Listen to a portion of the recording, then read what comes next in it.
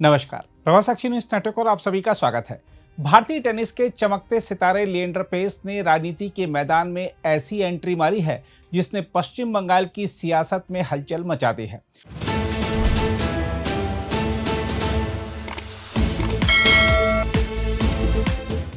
आज उन्होंने आधिकारिक तौर पर बीजेपी का दामन थाम लिया। केंद्रीय मंत्री किरेन रिजिजू की मौजूदगी में लिएंडर पेस का पार्टी में स्वागत किया गया।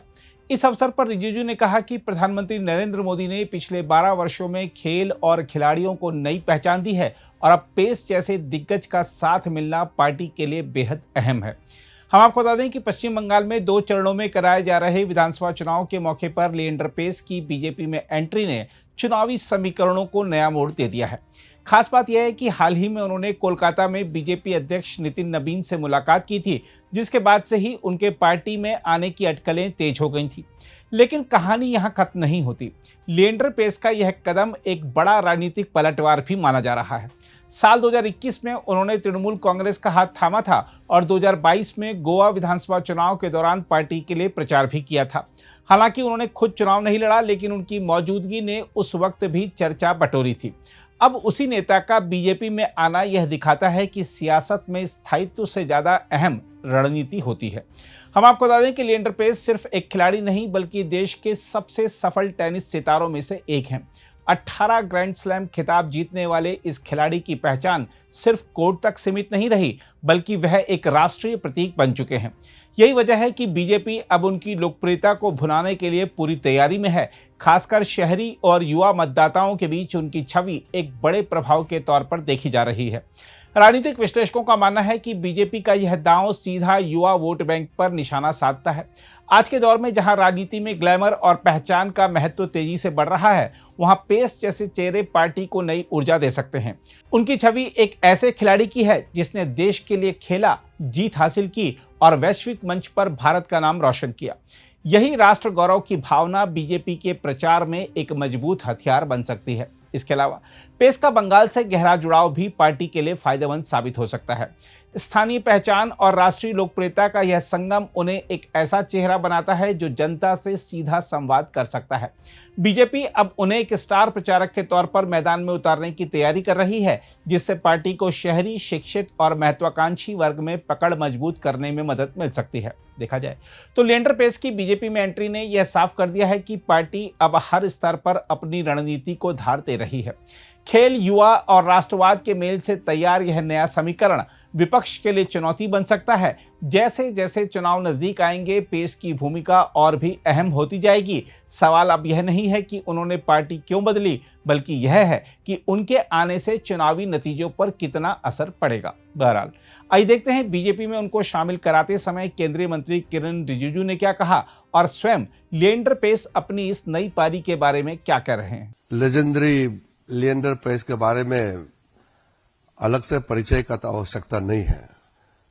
देश में, पूरे भारतवर्ष में लिएंडर पेस के बारे में मुझे लगता नहीं कि अलग से बोलने का आवश्यकता है। फिर भी आज भारतीय जनता पार्टी के परिवार में लिएंडर पेस का एंट्री एक ऐतिहासिक है।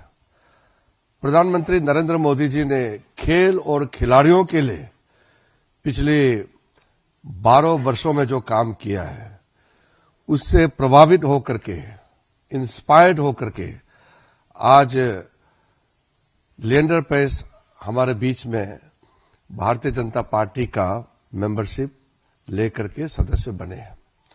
संक्षिप्त में मैं कहना चाहता हूं, जब मैं यूनिवर्सिटी में पढ़ रहे थे, मेरा लास्ट ईयर था यूनिवर्सिटी में, और हम ओलंपिक्स को लेकर के बहुत दुखी थे, क्योंकि आपको मालूम है 1952 हेलसिंकी ओलंपिक्स में हमारे एक bronze medal Khashaba Jadhav Helsinki Olympics में लास्ट ओलंपिक्स मेडल जीतने के बाद फिर भारत को कभी भी इंडिविजुअल मेडल नहीं मिला था।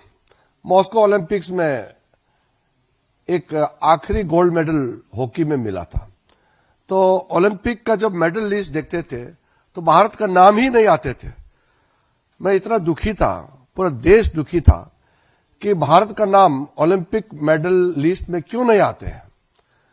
तो 1996 अटलांटा ओलंपिक्स के समय जब हम यूनिवर्सिटी में आखिरी वर्ष थे, तब 44 इयर्स बाद, 44 साल बाद लिएंडर पेस ने पहली बार भारत के लिए ऐतिहासिक टेनिस में, सिंगल्स लॉन टेनिस में ब्रॉन्ज मेडल जीत करके फिर से भारत का नाम को ओलंपिक मेडल लिस्ट में दर्ज कराया। तब से 96 बाद से लेकर के आज तक हर ओलंपिक्स में भारत का एक ना एक मेडल जरूर आते रहा है। लिएंडर पेस पहला एशियन है जो ओलंपिक में मेडल जीते हैं। अब अनिल जी ने आपको जैसे बताया, वो एशियन गेम्स में हाईएस्ट नंबर्स ऑफ मेडल्स जीतने वाला भी ऐतिहासिक इंसान, खिलाड़ी भी लिएंडर पेस ही है। और ग्रैंड स्लैम में जो रिकॉर्ड किया है, और रिकॉर्ड नंबर्स वो एक नंबर में रहा है। डबल्स में और मिक्स डबल्स में जो उन्होंने ऐतिहासिक अचीवमेंट किया है, और डेविस कप में लॉन्गेस्ट एवर इतना लंबा खेला, और सिर्फ भारत का ही नहीं, दुनिया का डेविस कप में हाईएस्ट नंबर्स ऑफ मेडल जीतने वालों में से भी लिएंडर पेस है। क्योंकि डेविस कप जो है वो देश के लिए खेलता है, ओलंपिक जैसे। बाकी ग्रैंड स्लैम इंडिविजुअल खेलते हैं। तो डेविस कप में उन्होंने जो रिकॉर्ड कायम किया है, मुझे नहीं लगता है कि सालों तक उसका बराबर कोई कर पाएगा। इतने साल 7 ओलंपिक्स कॉन्जिक्यूटिव खेला। बार्सिलोना ओलंपिक्स के बाद उन्होंने पहली बार बार्सिलोना ओलंपिक्स में, फिर उसके बाद अटलांटा में, फिर उसके बाद में सिडनी, फिर एथेंस, फिर बीजिंग, फिर लंदन, फिर रियो ओलंपिक्स। लगातार उन्होंने 7 ओलंपिक्स रिकॉर्ड कॉन्टिन्यूसली इंडिया का झंडा लेकर के भारत के लिए खेला है। इतना बड़ा खिलाड़ी जब कोई निर्णय लेता है, उसका वजह होता है, उसका एक लक्ष्य होता है। और वो खिलाड़ी के रूप में इतना करने के बाद भी अभी वो समाज सेवा में भी लगे हुए हैं, और नए नए खिलाड़ियों को, युवा खिलाड़ियों को प्रोत्साहित करने के लिए कई काम कर रहे हैं। 2020 में उन्होंने सन्यासी लेकर के, और अपने जीवन में उन्होंने एक्टिव प्लेयर से बाकी को इंस्पायर करने के लिए उन्होंने अपना रोल बदला है, इतने साल खेलने के बाद। तो जैसे मैं कह रहा था, इतना लंबा ब्यौरा मेरे पास है इसके बारे में, तो कहने से तो खत्म नहीं होगा। एक एक रिकॉर्ड अगर गिनती करेंगे तो फिर बहुत लंबा सूची हो जाएगा। इसलिए मैं सिर्फ मेरा खुशी को मैं इजहार करना चाहता हूं कि पार्टी के लिए, हमारे नेतृत्व के लिए और हम सब के लिए बहुत गर्व की बात है कि ऐसा महान खिलाड़ी, ऐसा शख्सियत भारतीय जनता पार्टी का सदस्य बने हैं।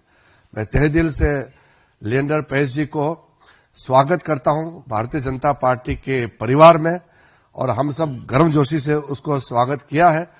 अब ये हमारा पार्टी में आकर के बीजेपी के प्लेटफॉर्म से देश का सेवा करेंगे, और खेल और खिलाड़ियों के लिए तो काम करते रहेंगे, और साथ साथ अन्य काम भी देश के योगदान में वो जुड़े रहेंगे। हम सब आज बहुत उत्साहित हैं।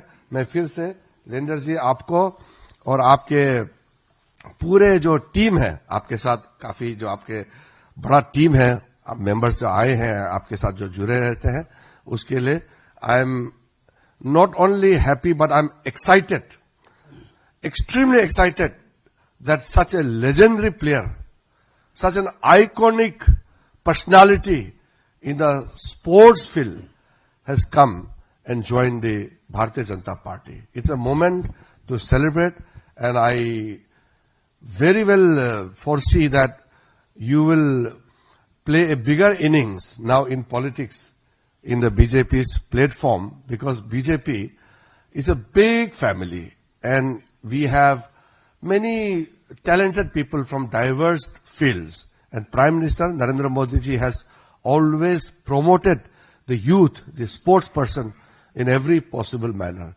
And there is a new sports culture in India after Prime Minister launched the Khelo India movement in India, and your joining into the family of BJP will ensure that this Khelo India movement will get the momentum and also will get the service of your experience, your knowledge and your commitment.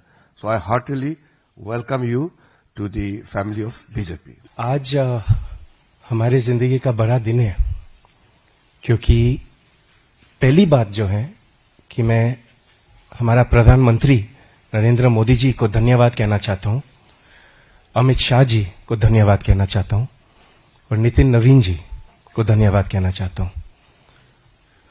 BJP family को जिस तरह से मेरे को nurture कर रहे, जिस तरह से मेरे को मौका दिए, दादा हमारे पास बैठे हैं, हमारा एक जिंदगी का हीरो जो है, जो मैं लुकअप करता हूं, हमारे पास बैठे हैं, किरण रिजिजू जी। ये जो मौका जो मिले हैं, स्पोर्ट्स एजुकेशन, यूथ और देश का सेवा और देश वालों का सेवा, यूथ का सेवा करने के लिए बहुत बड़ा मौका है हमारे लिए, और इसके लिए मैं बहुत बड़ा धन्यवाद कहना चाहता हूं प्रधानमंत्री नरेंद्र मोदी जी को। ये जो पर्ची जो है ना, ये खाली पर्ची नहीं है, ये रिस्पॉन्सिबिलिटी है। 40 साल से मैं देश के लिए खेले, डेविस कप में, ओलंपिक्स में, मां का नाम बढ़ाने के लिए, पापा का नाम बढ़ाने के लिए, फैमिली का नाम बढ़ाने के लिए और देश का नाम बढ़ाने के लिए।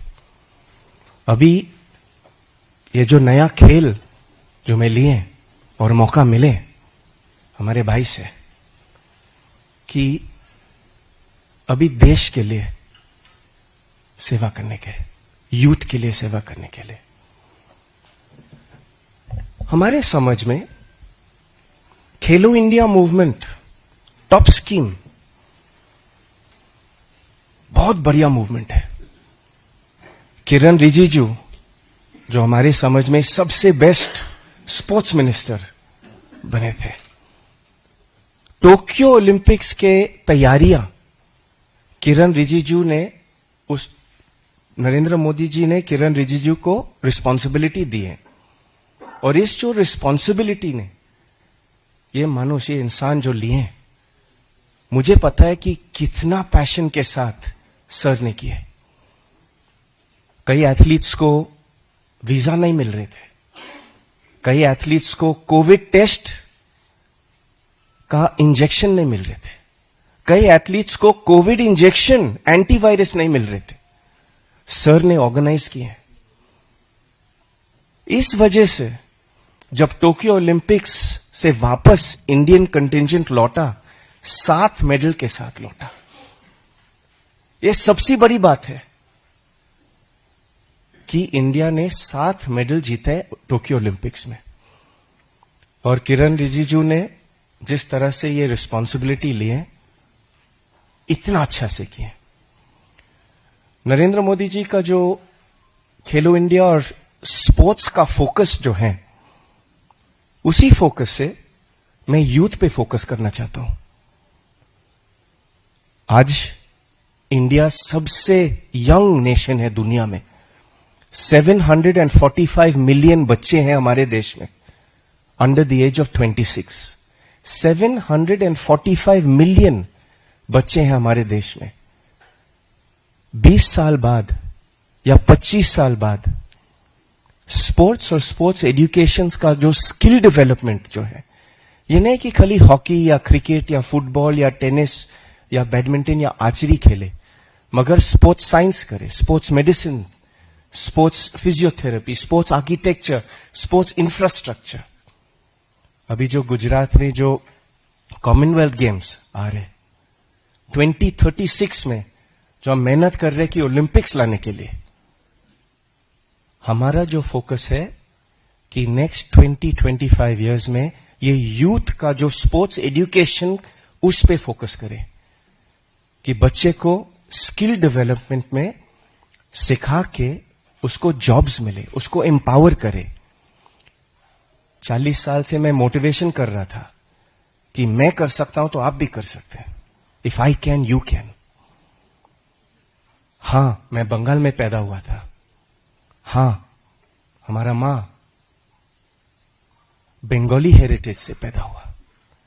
मगर जब मैं बंगाल में खेल रहे थे ना 1986 पे 12th of May 1986 मैं टेनिस रैकेट उठा के खेल रहे थे, तब वहां पे इतना मौका था ही नहीं, इतना इंफ्रास्ट्रक्चर नहीं था, इतना clay courts, hard courts, lights. आज भी पूरा देश में एक इंडोर टेनिस कोर्ट नहीं है। और हम ट्रॉपिकल देश में रहते हैं जहां पे बारिश के मौसम 3 महीने या 4 महीने होते हैं, जहां पे गर्मी का मौसम 3 महीना होते हैं, तो 6 महीना या 7 महीना वहीं पे निकल जाते हैं और एक इंडोर टेनिस कोर्ट नहीं है। और जब मैं बंगाल में टेनिस सीख रहे थे, तब से आज तक इंफ्रास्ट्रक्चर और अच्छा हुए, मगर बंगाल कैन डू बेटर। हम बंगाल में फोकस कर सकते हैं, तमिलनाडु में फोकस कर सकते हैं, बिहार में फोकस कर सकते हैं, गुजरात में तो बहुत फोकस है अभी, मगर पूरा देश में हम स्पोर्ट्स और स्पोर्ट्स एजुकेशन में फोकस कर सकते हैं कि बच्चों को इंस्पायर करे, एम्पावर करे। हमारे जो वुमेन एम्पावरमेंट जो होते हैं खेल में, जो हमारे खेल जो होते हैं टेनिस, वो पहले खेल जो है कि इक्वल प्राइज मनी मिलते हैं। सेरेना विलियम्स को एक ही प्राइज मनी मिलते हैं जो रॉजर फेडरर को मिलते थे। आजकल साबालेंका को एक ही प्राइज मनी मिलते हैं जो अल्कराज को मिलते हैं।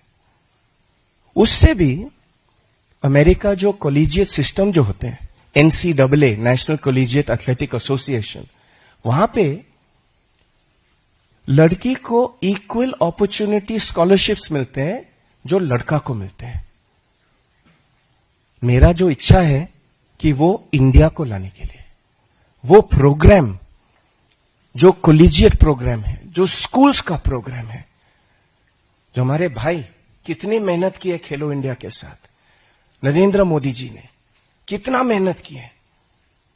अभी जो आगे का रास्ता जो है, प्रधानमंत्री का ब्लेसिंग्स लेके, टीम का ब्लेसिंग्स लेके, हर बच्चे को मौका मिले कि जब 2036 ओलंपिक्स इंडिया पे आएंगे, तब हम 7, 10, 15, 20, 25 मेडल से ऊपर हम भी जीत सकते हैं। यह हमारा इच्छा है, क्योंकि होस्ट नेशन के वजह से हर इवेंट्स पे हम लोग को एंट्री मिलता ही है, मगर हम लोग क्या शोकेस करने वाले हैं आज, वो मेरा फिक्र है। तो मुझे पता है कि आप काफी सवाल पूछना चाहते हैं, आपका सवाल सुनना चाहता हूं, और जितने अच्छे तरह से मैं जवाब दे सकता हूं मैं देंगे। मगर इस जो नया रिस्पॉन्सिबिलिटी जो है, मैं यहां पे सीखना चाहता हूं।